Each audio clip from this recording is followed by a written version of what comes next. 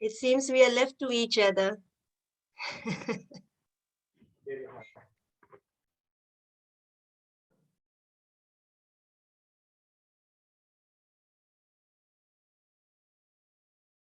Slowly and slowly. All are finding the switch or the button for their cameras. Leaving the job apart. It is a difficult time since 2020 or since pandemic that we are learning online, and it really becomes very challenging on a screen teaching and learning. So being in a class, face-to-face interaction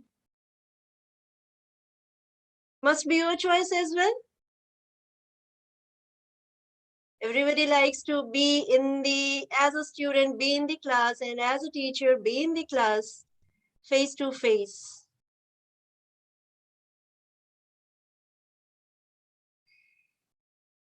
Okay, fine. Now, my topic is the tools of data collection, taking a bit of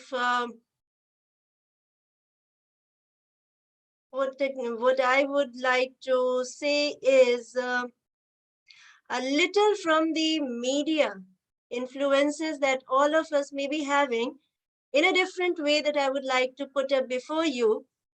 The small font size, in the small font size, the thing that are written in the at the bottom of the screens, terms and conditions applied. So this is what I would first quote, terms and conditions applied throughout the presentation. And also in many of the places, movies also, TV serials also, you must be viewing this disclaimer that it is artificially created and any similarity with any other source is just a coincidence. So in my case, it would be, I am going to present my views on the data that I have collected. You will be finding many more things from many other places. With the time given, I have collected something that I will be sharing with you all. We practice a lot, don't you? बहुत कुछ सोचते हैं, prepare करते हैं, और जब आपके हाथ में माइक आता है तो जितना कुछ प्रिपेयर किया होता है वो सब भूल जाते हैं.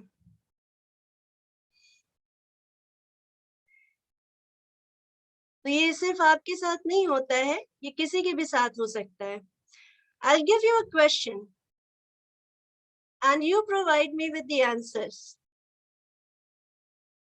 if all are there listening. If you have to find about me,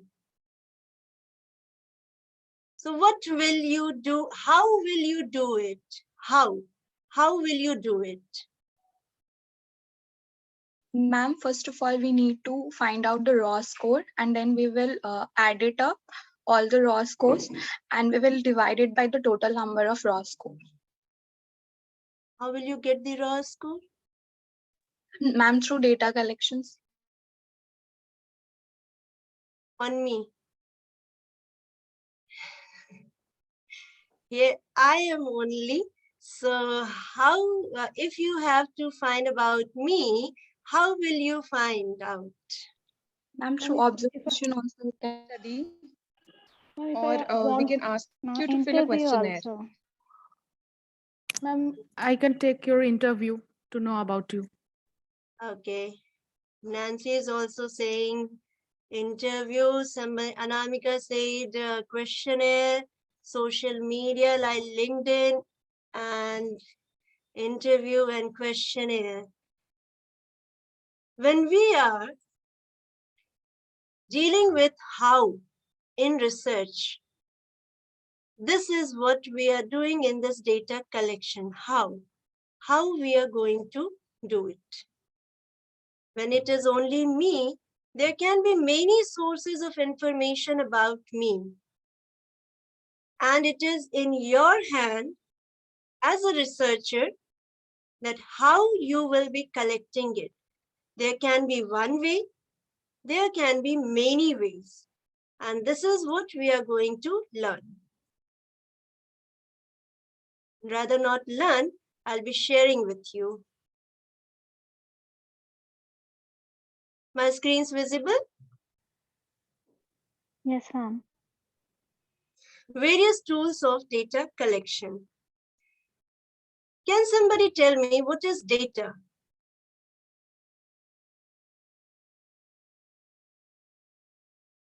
Set of information. Set of information, correct. How do you pronounce it when it is singular?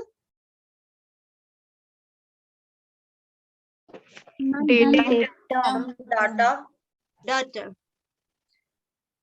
Now, what a data collection is? Data collection is a vehicle through which researchers answer their research questions and defend their conclusions and recommendations. It is not only a part of thing that you are going to record.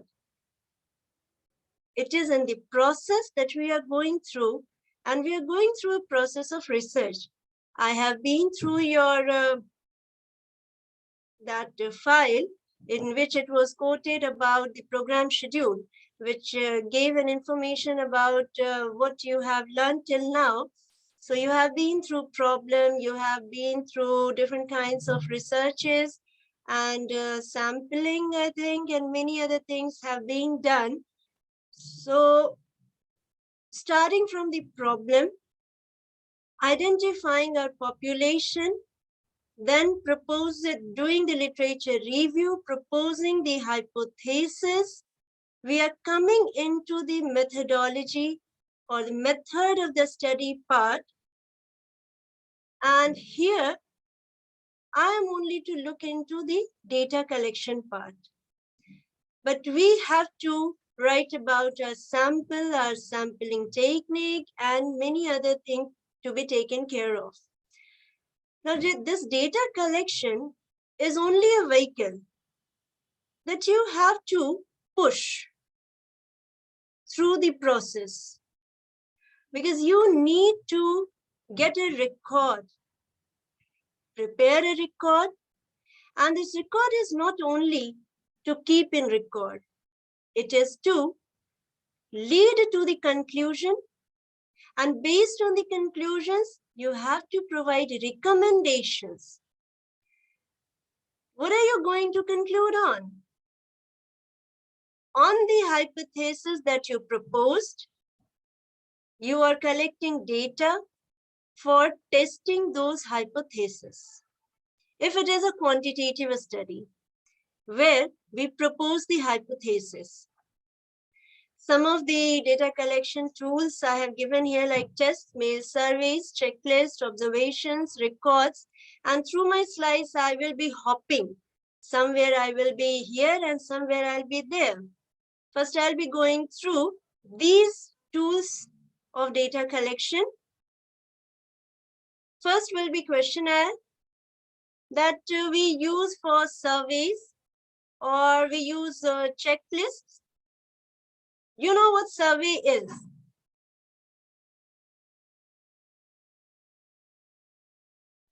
In the first part of UG course, first year of UG course, we generally go through the introduction of psychology.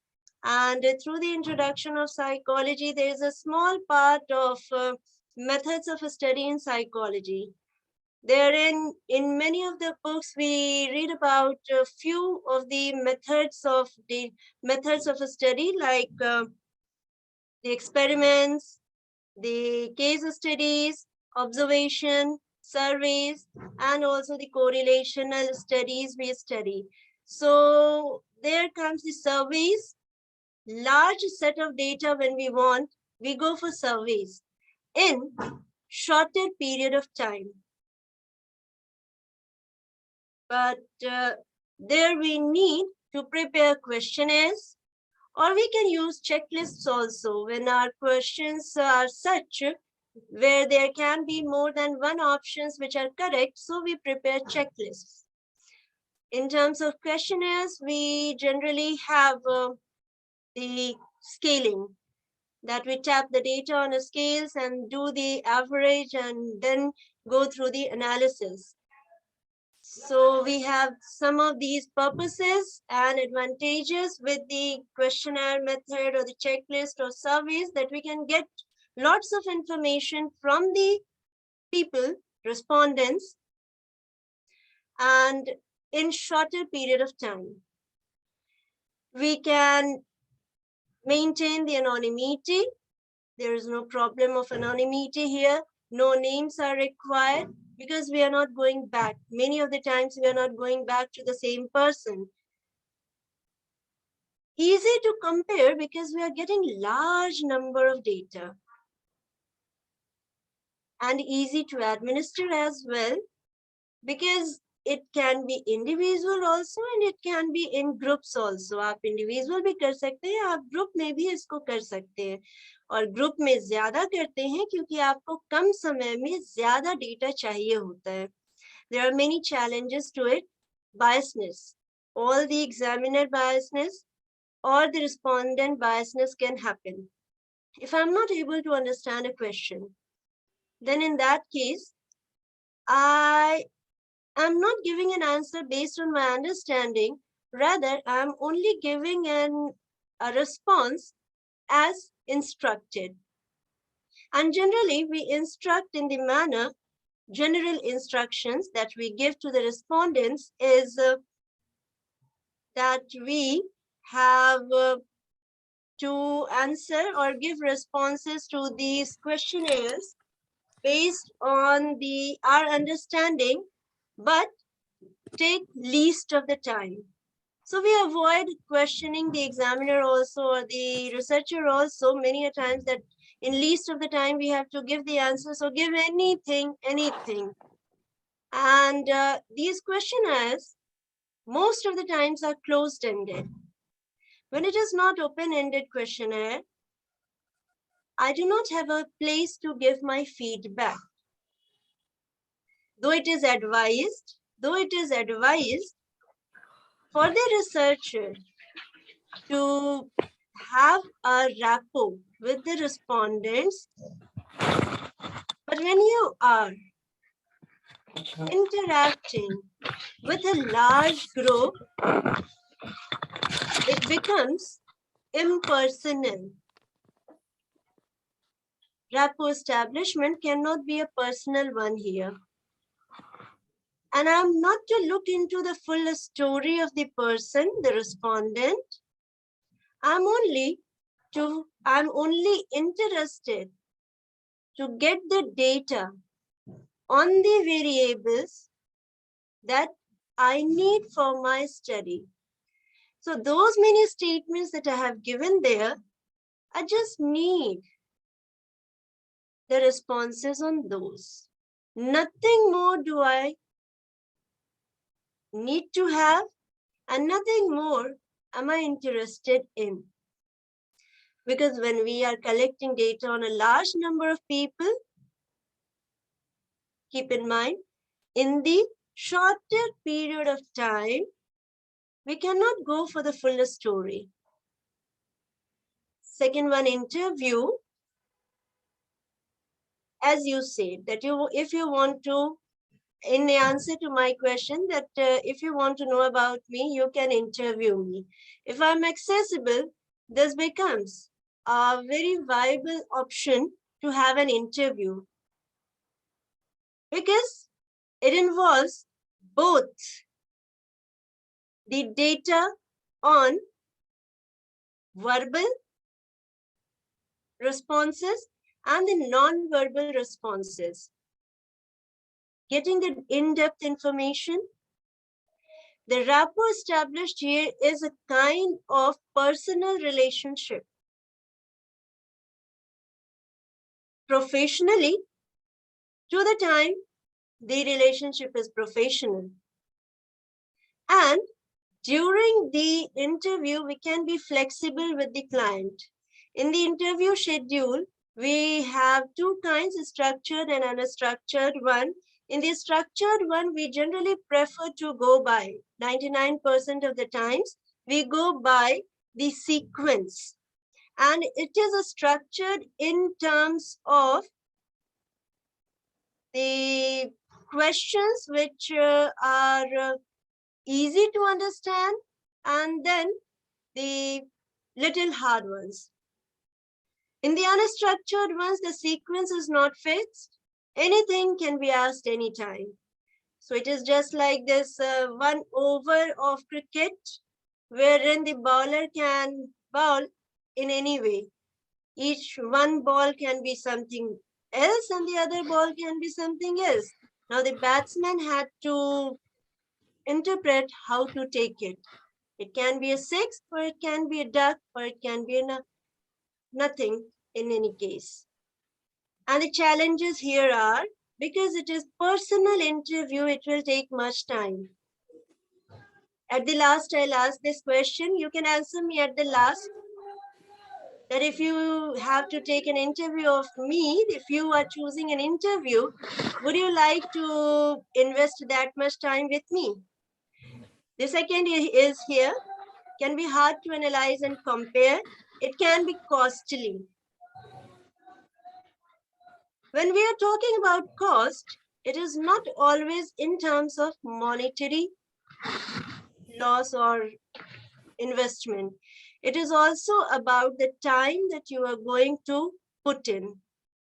That way also it can be costly, because it is one-to-one interview. It's a personal interview, one-to-one. You have to give in more time.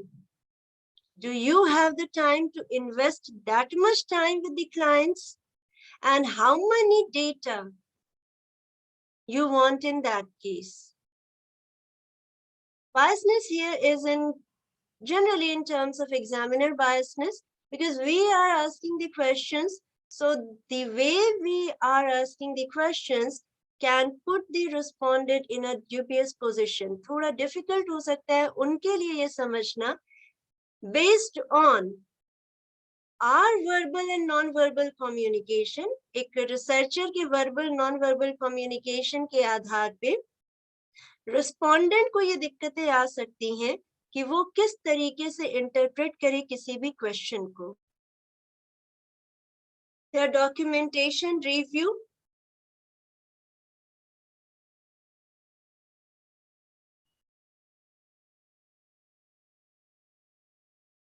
We have many documents.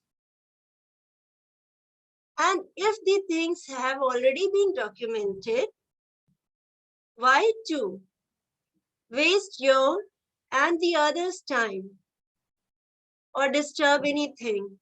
You can have those documents and take a view of those documents to come to a conclusion. Because when we are preparing the documents, these are extensive in information. Maybe one step ahead that I may be doing more than what I had to write, I may be writing, but these are extensive, including all the details. These are not just the minutes, these are kinds of such documents that can give you a view of the institute or organization or any activity that is being conducted, and this information becomes very valuable. We say that there will be few biases about this information, because while preparing these documents, it is not only done by one person, many give their inputs. Observation. When we want to gather accurate information about how a program actually operates, particularly about processes, I'm very interested in knowing that how you grow up. So I can watch, observe. It can be a longitudinal study. It will take some time for me to study that how you grow up, how do you behave while growing up. But then I can observe and record everything about you and about the environment you were growing in. An overall picture is being prepared by observation. You must be knowing that observations are of many types. There are experimental observations also, that we record the data and we come to a conclusion. There are non-experimental observations, field observations, field experimental observations, quasi-observations. So there are many different terms that come in observations. But we are to prepare a full report on this in-depth study, and you can tap various processes in these. Interpretation is a little difficult. It can be complex to categorize your observations, and your presence as a researcher can influence behaviors of participants. So sometimes we do not disclose our identity that I am a researcher. What is that called?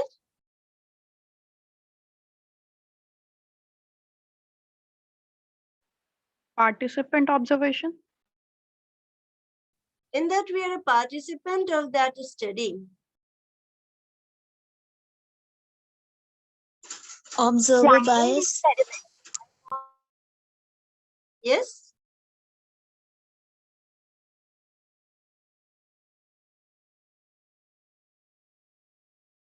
Sometimes we disclose our identity, sometimes we do not disclose our identity. And in the second part, we are more into the natural observation. In the first part, there can be some influences on the behaviors of the participants.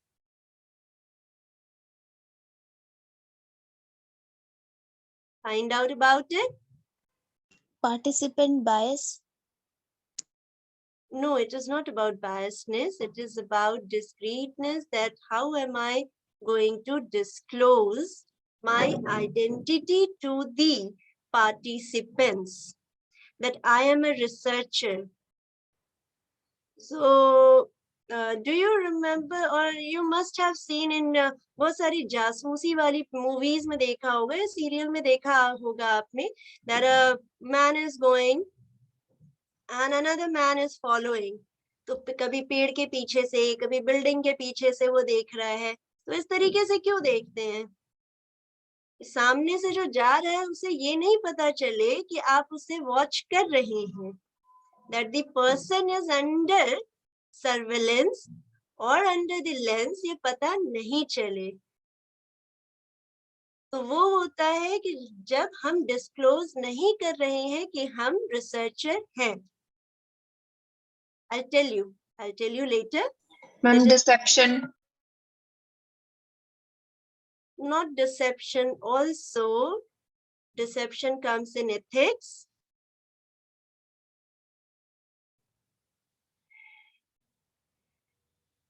Let us move ahead.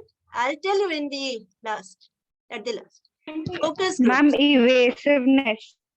Yes? Evasiveness. Evasiveness, no.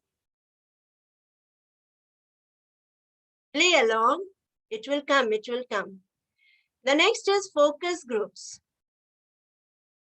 We explore a topic in depth through group discussions. And these focus group discussions are very useful in evaluation and marketing. It can be taken as an action research. There we are having this, or qualitative. It is a qualitative research method.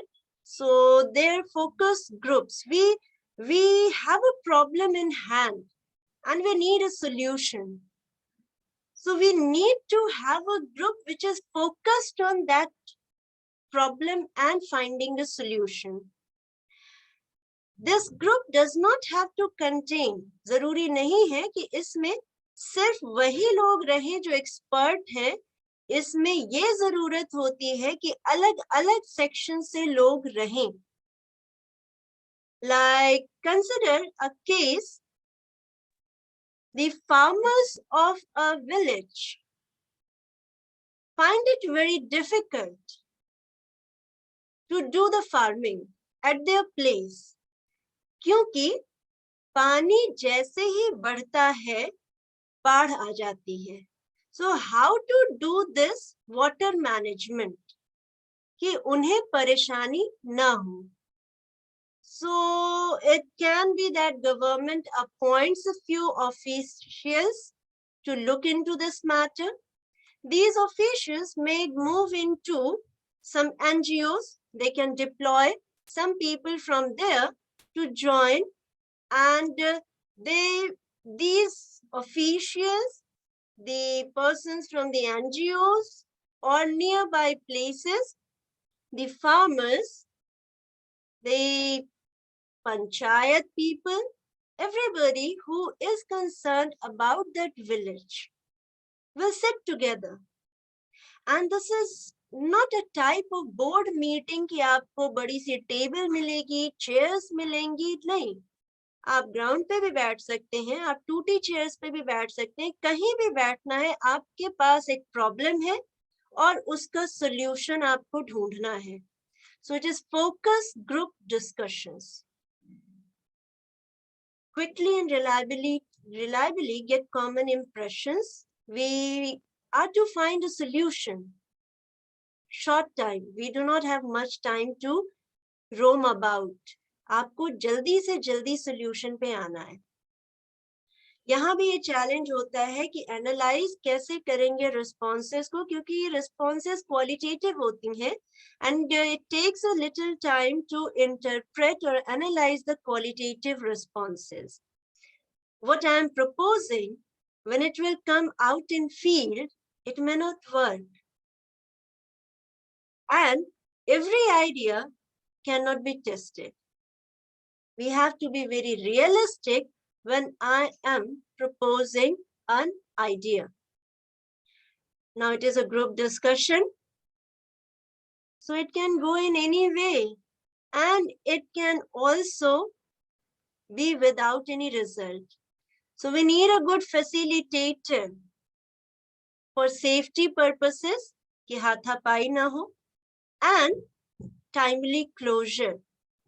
To reach to a conclusion, we need a solution for the problem. Difficult to schedule a large number of people together because we need to have an optimum number of people for the group discussions. It is not that if we are sitting with 100 people, it will become very difficult to manage those 100 people. The optimum number is within 10, around 10 to 15 maximum is okay for a group discussion. More than that will create a problem of managing the people only, then how to reach to a solution. Intensive studies also include the case studies, depict a client's experiences in a program, and conduct a comprehensive examination through cross-comparison of cases. If I have to move from one case to another case, in terms of, and to produce a analysis on the concept, then I need larger number of case studies. And it is not to be conducted at the same time. I can compare the cases that I had before and that I'm having now and prepare a report. But it has to be comprehensive. The entity under study has to be comprehensively examined. An entity could be anything. It can be a person, it can be an animal, it can be a group of less number of people, or it can be a large organization as well. We can conduct a case study on any entity. It fully depicts the client's experiences and program. Each one will be speaking about their own experiences. When it is just one person, so the one person has to be comprehensively examined, meaning 360-degree data has to be there. The client will be speaking, the people related to client will be speaking, and everything to be recorded to know about the person. So if you have to conduct a case study on me, you need to move to many other people to know about me. These are time consuming to collect, organize, and to describe. And generally we use the case studies in the clinical setup. So it is most of the times just one person. There are many more experimental that I told you about. Experimental studies are there. Cross-cultural phenomenology, grounded theory, narratives are there, ethnography. You had been through the session on qualitative study. Were you? Yes, ma'am. So, do I need to work on these also? I'm just asking for my escape. These cross-cultural phenomenology, grounded theory, narratives, ethnography, discourse are included in qualitative studies. Little later. We can have two sources of information based on how we are doing it. Like, we are into this lecture face to face. Where can we include this? Primary or secondary? Primary. Primary. First hand data I'm getting. First hand data you are getting. So it is primary. We conduct a study. We are using doing the survey. We are conducting interviews. We are observing the events. We are assessing, conducting tests. All these are primary data collection tools. And the secondary, that if I prepare a video and I upload it somewhere, you get a link and you watch it, it becomes a secondary one because you are going through the medium to reach to the place. You are getting the things from somewhere else, not from me directly. So it becomes secondary. We include the databases, documentaries, documents that I just told you now, prior research studies, the kind of literature review that we are doing. So it is a secondary source of information. We do not do the literature review for the purpose of collecting a data. We are conducting the study on the construct that is under study to reach to the understanding of my research, but it is the secondary source of data collection. Is it clear? Yes, ma'am. Yes, ma'am. Barring a few informations, is it clear up till now? Yes, ma'am. Any questions?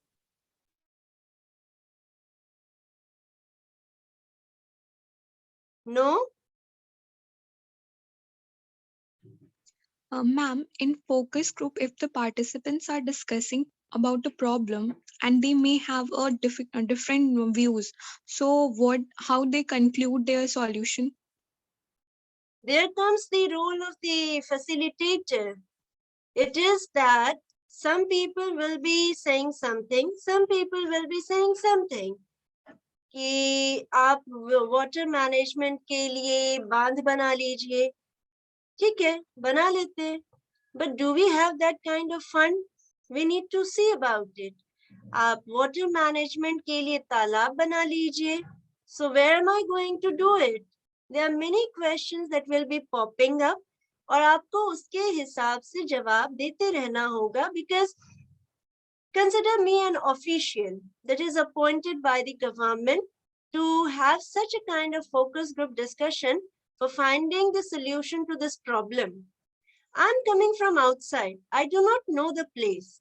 I may be having some manual. I maybe have some written solutions to the problem कि ये कर लेते हैं, वो कर लेते हैं, वो कर लेते हैं. वो उस जगह पे सही है कि नहीं, ये तो मुझे वहां के लोग बताएंगे. तो उनके पास कुछ अलग तरीके की सॉल्यूशंस होंगे, मेरे पास कुछ अलग तरीके के सॉल्यूशंस हो सकते हैं. तो ये फैसिलिटेटर का काम होता है कि जितने भी डिस्कशंस हो रहे हैं, जो डिसएग्रीमेंट्स हैं, उनको किस तरीके से वो रूट करे कि मिलाकर आपको सॉल्यूशंस तक लेकर जाए. ये सॉल्यूशन कोई एक हो उसमें ये जरूरी नहीं है, कई सॉल्यूशंस हो सकते हैं और आपको उनको टेस्ट करना पड़ेगा, ट्रायल एंड एरर मेथड लेना पड़ेगा. मे बी कि आपने जो किया है वो सूट नहीं हुआ वहां पे, तो फिर आपको नेक्स्ट करना पड़ेगा, फिर नेक्स्ट की सुटेबल हो. थोड़ा लॉस होगा लेकिन चीजें आपको वैसी ही करनी पड़ती हैं, ट्रायल करना पड़ता है.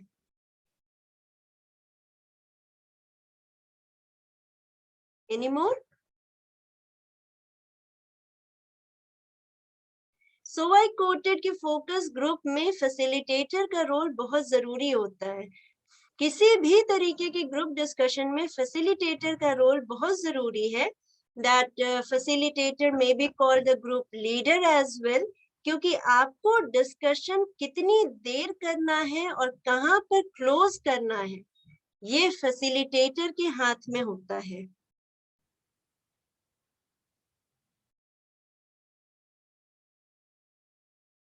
When we are talking about research, I gave you few tools of data collection. From where am I getting this? What is the basis of my selecting a data collection tool? You remember the goals of psychology?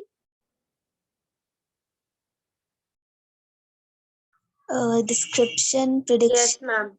explanation, and control. Description, explanation, prediction, control and prediction, and application. The Yes, sequence ma'am. has to be remembered because it goes in series. For my easiness, what I do is I attach few words with it. Description, what? It just says, answer this question, what is this? Explanation, why? Why is this? Prediction and control makes it how. How am I going to do? Leading on this. And where? Application is where. Where will I apply my results? And through this sequence only, we are going through the research.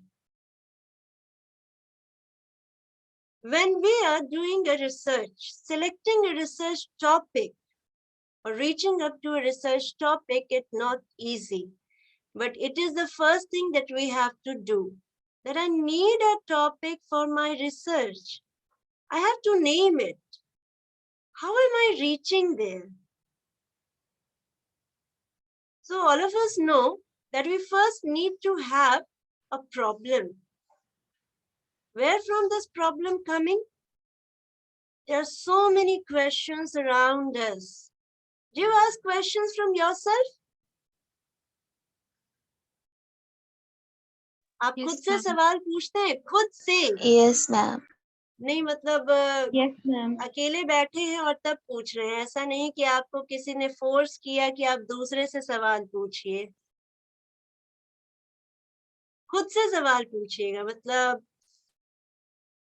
वो instigation खुद में होना चाहिए, that being alone also I can ask questions from myself. And I need to answer this question on my own. Pose questions, answer those questions. When you pose questions, you are already looking at some kind of problem. When a problem is before you, your mind is roaming to find an answer, a solution to this problem. When you are fixing this problem, do you suggest this solution to somebody else also? That it worked for me. Try this out. It can work for you also. In some cases. In some cases you do. Considering what? Ma'am, if we have the same similar situation, like the circumstances or the yes, Similar ma'am, that. situations, circumstances, yes, definitely we have to consider that. अब ऐसा तो हो नहीं सकता है कि सिर दर्द की दवाई आप पेट दर्द के लिए बताएं। तो अगर किसी को सिर दर्द है तब आपने जो किया वो चीज आप उनको बताएंगे, correct? Similar situations, considering similar conditions, also similar age group,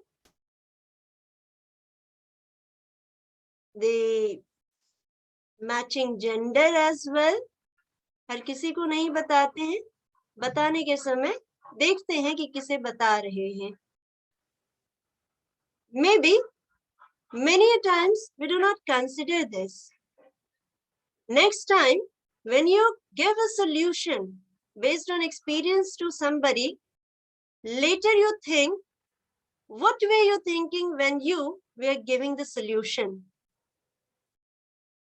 You will find out that as a layman also, when we are not focusing exactly on research, but as a layman also, we are proposing the applications in the same sequence. What? क्या हुआ है? Why? कैसे? कैसे हो गया? क्या क्या किया आपने? And then you propose your solution. So it is what, why, how, and where. In our life experiences, we are applying, and we do not know that we are doing the research at all these stages. It is only that it is informal setup, in formal setup, that we are defining it as scientific study. And when it becomes a scientific study, we have to think more on it. We pose a problem. We identify a population of our study. On the population, with the background of the population, we are looking for the literature. Then we are formulating hypothesis. Is there a step in between which is very important that I am not naming till now? Ma'am, review of literature. Review of literature तो बताया. उसके अलावा कुछ ऐसा important शब्द जो कि नहीं बोल रहे हैं हम? Starting the problems, next research review, and after that hypothesis. But how will you reach to your hypothesis? After taking objective. Ma'am, after we go through the review of literature, we'll find the research gap, and according to that, we'll form a hypothesis. Okay. Any more additions? Objectives. Somebody deciding wrote the variables. variables. Yes, somebody wrote variables. Important. For a problem, when we are saying the problem, we are taking some names. These names we say as concepts. How are we reaching to make it as variables? You had the session on it?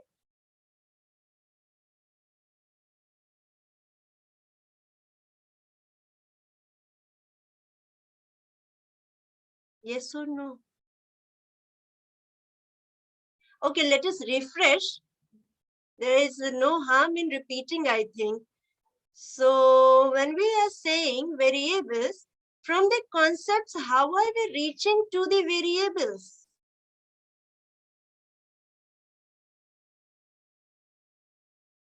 Ma'am, from the problem, like what are the conditions that we are establishing in the problem? The conditions will make the environment for your study. What about variables? Ma'am, about cause and effect, like what leads to what. But in That every way, study, sorry Rinku to interrupt, but in every study, we are not doing the cause and effect analysis. In correlation, we are not looking at cause and effect.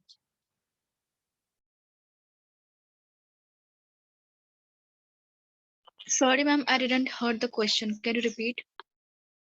From the concept, how are we reaching till variables, to variables?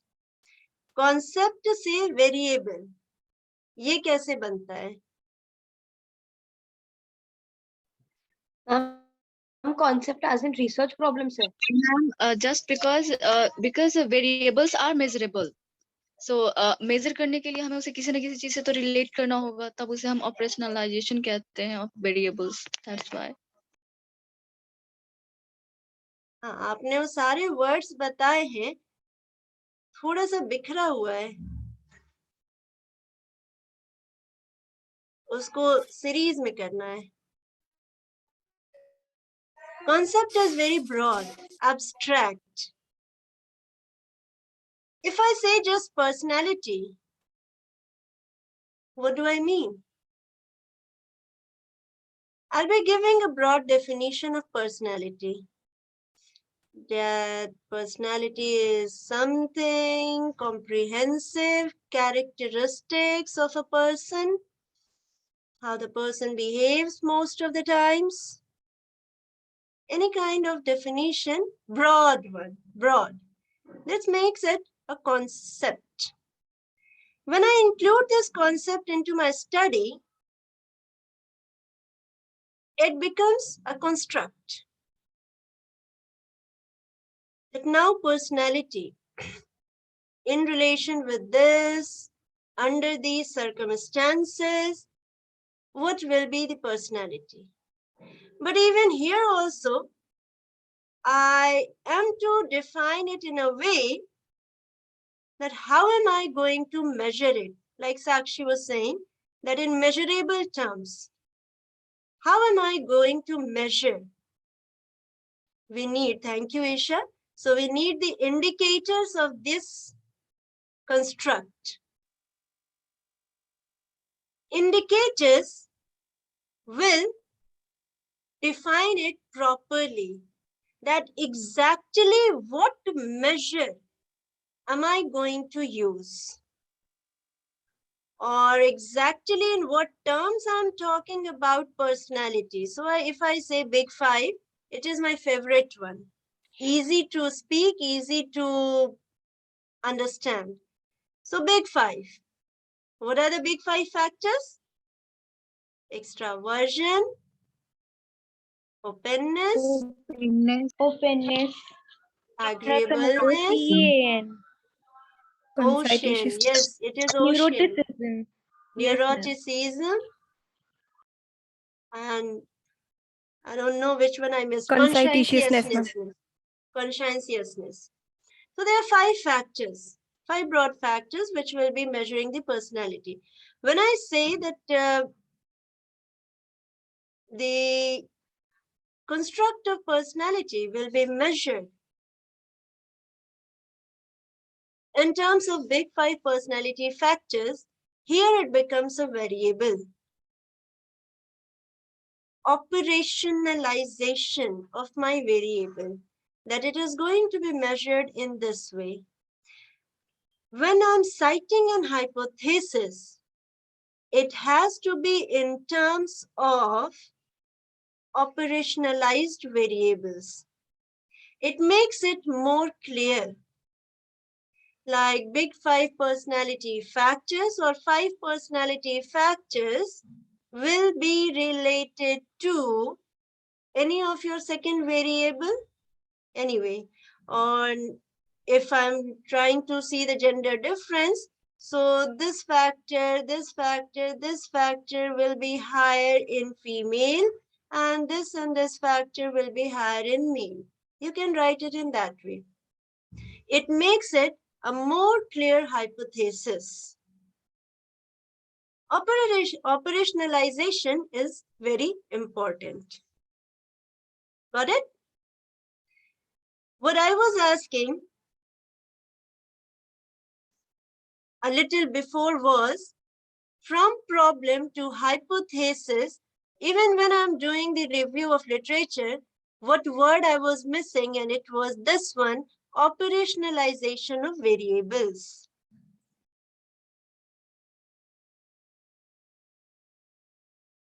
And just let me share. Is it visible now? Yes, ma'am. Thank you. Paradigms are ideologies, the set of beliefs, practices that a researcher follows. It can include these things: pre-exist, their surface representations, documents, appearances, signs, images, actions, behavior, language, knowledge, and many more things. We have this Shuttleworth, a definition given by Shuttleworth for research: any gathering of data, information, and facts for the advancement of knowledge. And this research brings change in knowledge, influenced by our own intentions of how to accomplish this change. This makes the paradigm. What a researcher believes. How am I looking at a thing? How am I looking at a problem? What do I think is important? And how would I like to pursue my study? In what manner?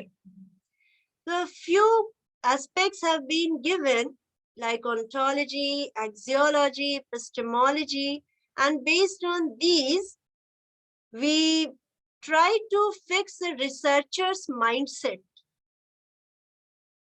As we are progressing through, we get to see, or the other person will get to see, that where from I am coming and where do I want to go.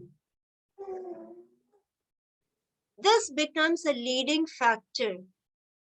What do I believe in terms of my research becomes a leading factor.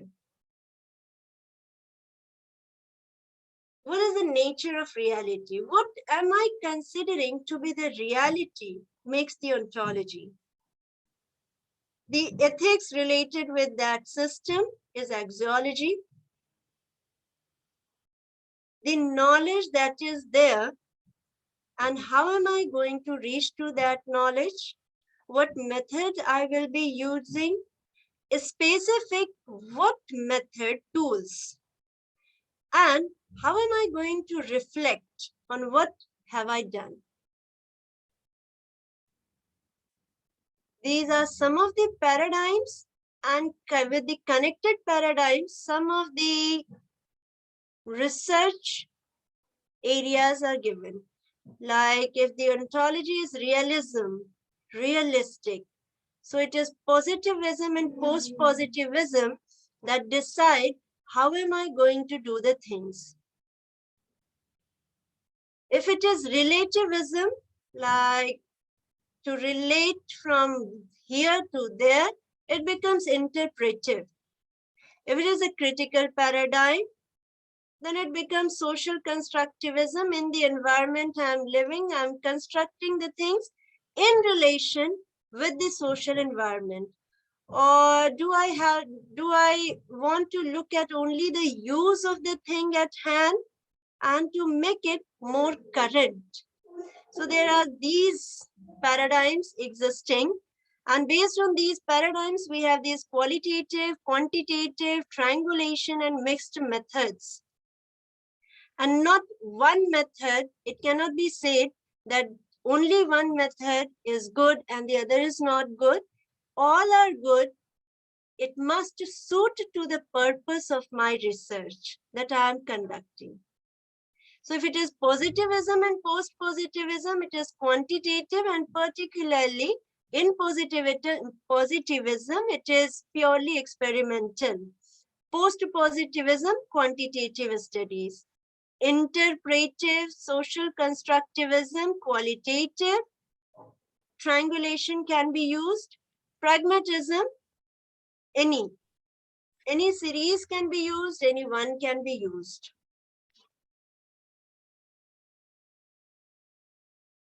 When we are conducting the data collection, doing the data collection, we need to set standards for our data collected. And also, if I'm going to set a standard for my data collected, I need to set a standard for my data collection tool as well. Based on the paradigms again, where I'm dividing the studies into qualitative and quantitative, and triangulation and mixed methods can be kept in these. So I'll particularly take the qualitative and the quantitative here. So accordingly, these standards are set. If it is a quantitative study, the reliability has to be there for the data collection tool also. Like if I'm using a questionnaire, it must be reliable. You know the meaning? Yes, ma'am. You saved me. And for the qualitative one, dependability it is. Because in terms of qualitative data or the data, yes, we do not have this reliability factor. We are not collecting the data there in terms of scores or numbers. So we cannot calculate the reliability there. So we depend on it that it is correct. We have to verify it from the other places. One source, two source, we need to, or rather after collecting the data, we have to go back there and then again do the verification process to find out that I have done the correct thing.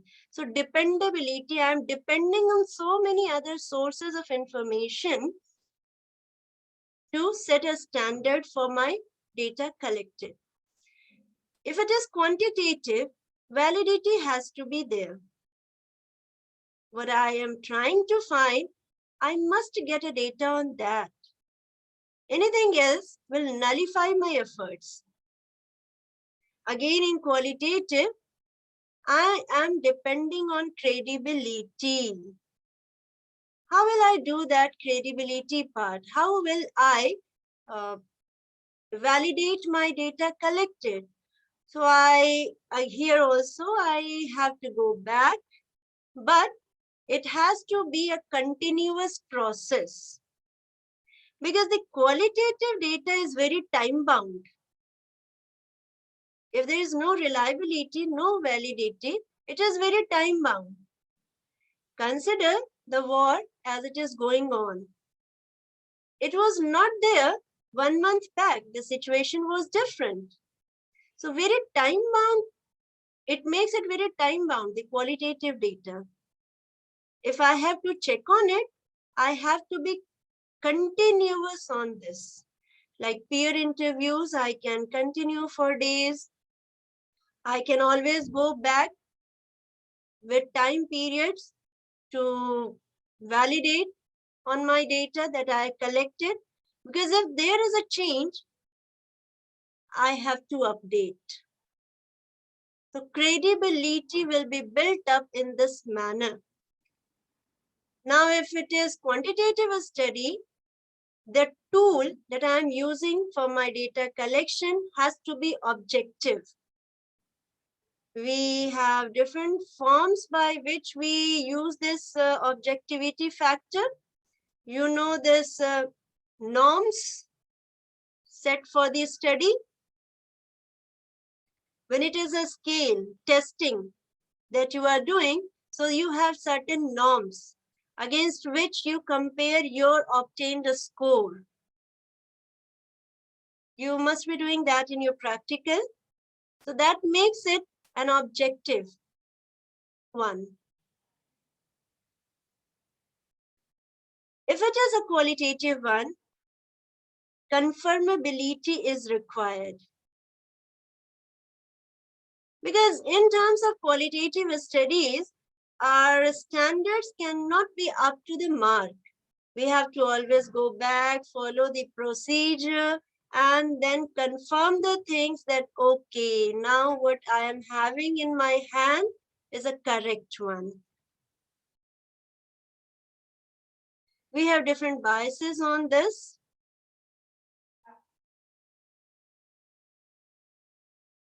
The feminist view here becomes very important. And the second becomes the issues of disability. We have to be very sensitive about these. There can be questionnaires which may be having some wordings which are not sex appropriate. A question can be related to some activity which is male oriented. And if I'm asking the same question to a female, it is inappropriate and insensitive on the part of the researcher. Before you select your sample and before you confirm your tool for data collection, please go on the checks of these issues. In the present times, gender insensitivity cannot be tolerated. Some instruments validated for one sex cannot be used on the other one. We need to go through all these statements and see that it is not indicating anything like that. Because if the question is female oriented, the answers given by male participants will be of no use. Only the answers or the responses given by female participants will be valid.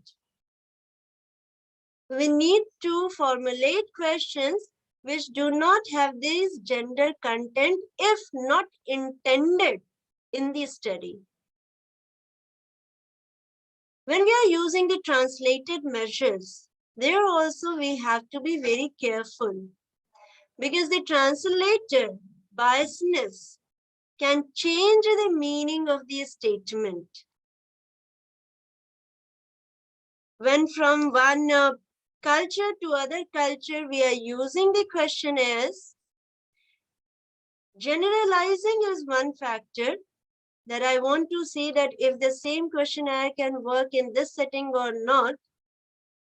But deriving the meaning and making the person understand the meaning can change the whole set. So there can be biases based on these factors as well. There are many measures available for data collection. Plethora of questionnaires, scales, schedules are available by the experts, formulated by the experts, validated in different studies, and have been used over the time But if you want to develop a data collection instrument yourself, then what can be done in that case? First, we need to define the objective for your research. And because we are focusing on developing a data collection instrument, so for the objective of my instrument, identify the intended respondents. And it is not that I'm going directly into the field, that okay, I have done the objective of my instrument. I have identified the respondents that I want to conduct a study on students, undergraduate students. So my participants are, I have identified my participants, and broad objective that I want to develop a tool for the undergraduate students achievement. So done. I do not need to do anything more. Considering that I am only the first person to develop this will be a wrong notion. Go through the literature, what is available. Something directly or indirectly we may be getting, we will be getting. So we need to review the existing measures or the existing literature. If it is not exactly the scale questionnaire that I want to develop, kind of hint for me, it may not be there, but there can be a hint in the literature, books, articles that I may be getting. I need, then going through these, I need to develop an item pool. I just cannot jump into the field. I need to have an item pool. Many items that I will be needing, hundreds of items.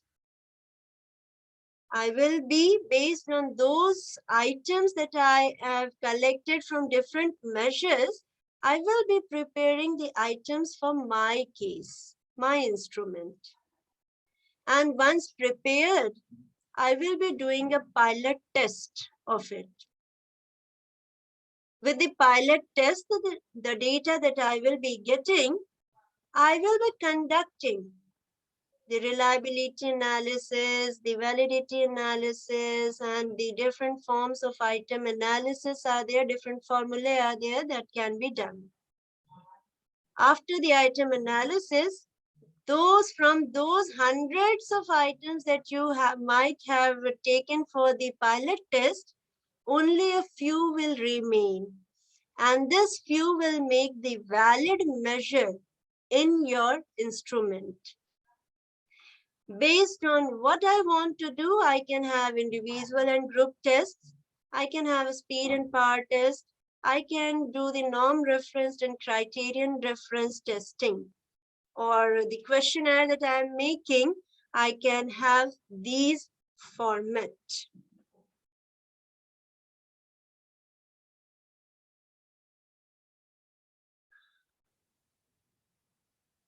I have some questions.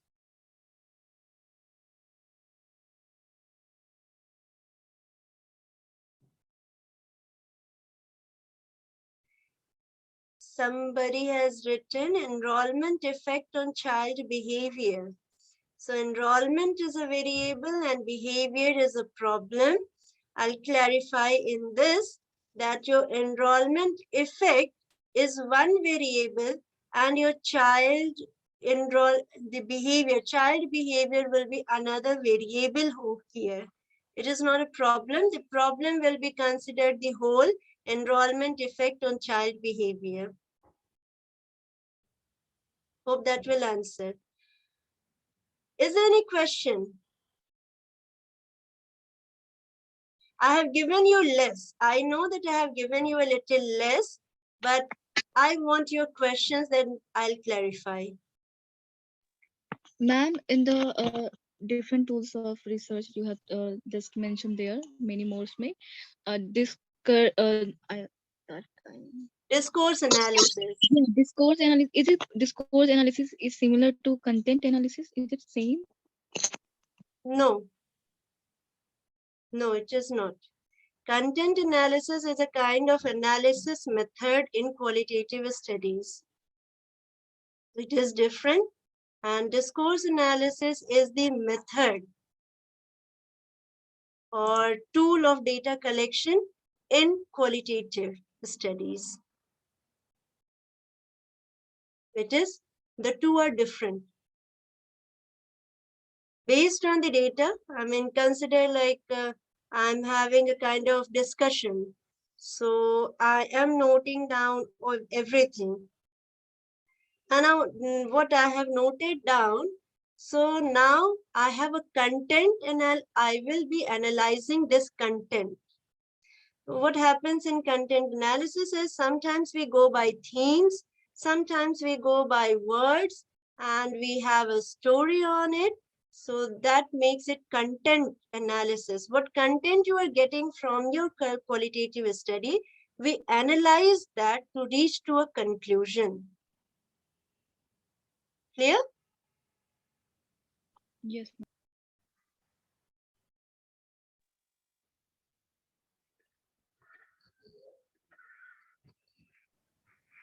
Now, if you have any Ma'am, questions, yes, you can ask.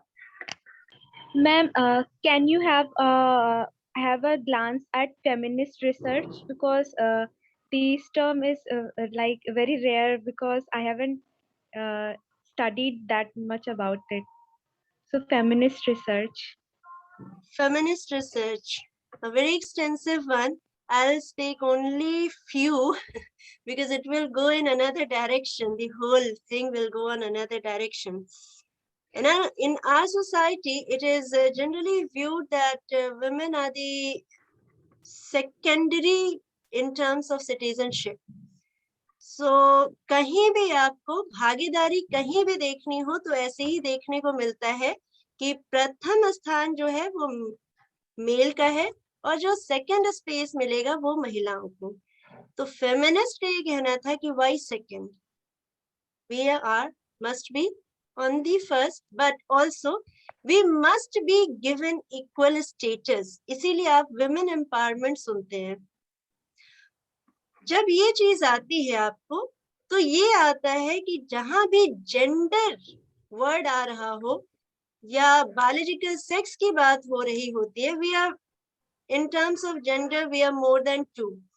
Male, female, now it is transgender, and there are many more sex orientations that are included in gender.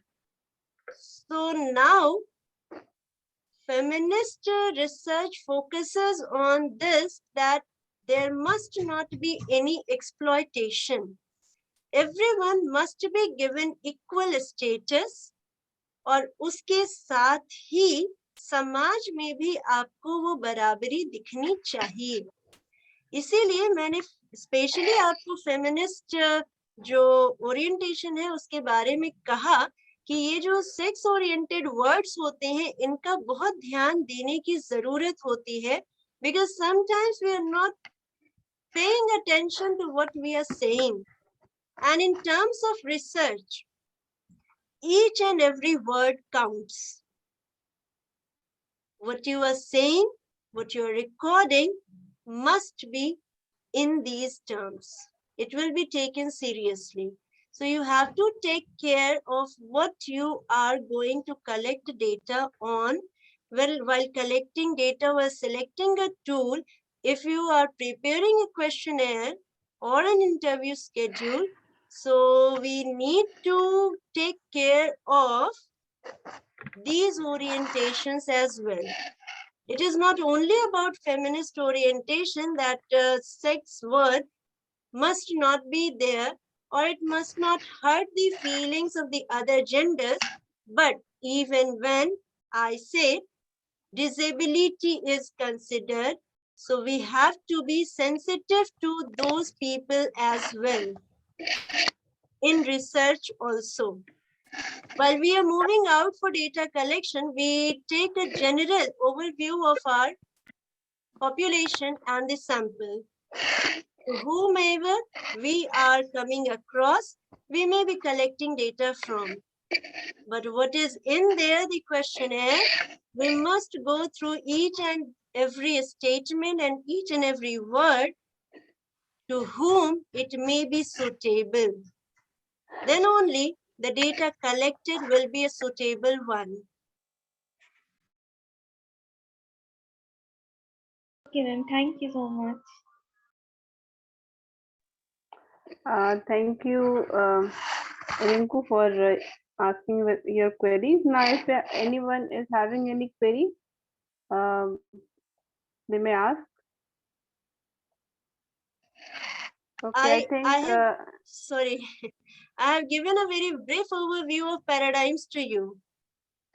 I request you to go through the paradigms so that it will make it more clear for your research orientation, that how it can be done. The paradigms are the basic of research. It will decide each and every milestone in your research, and it will be very helpful. If ma'am will permit, I can show you a little. Definitely, you don't need my permission, ma'am. And if others are interested. If you are, definitely, if students are interested, then we can move ahead.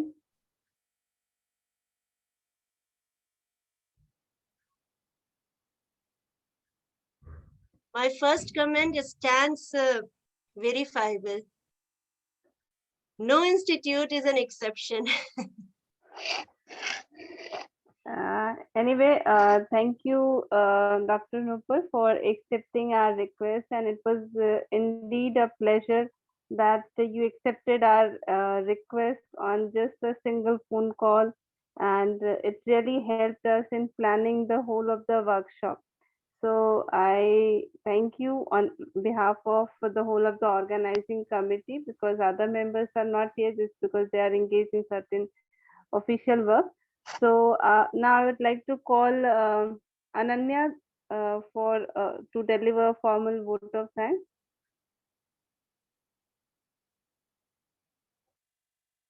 Ananya, are you here?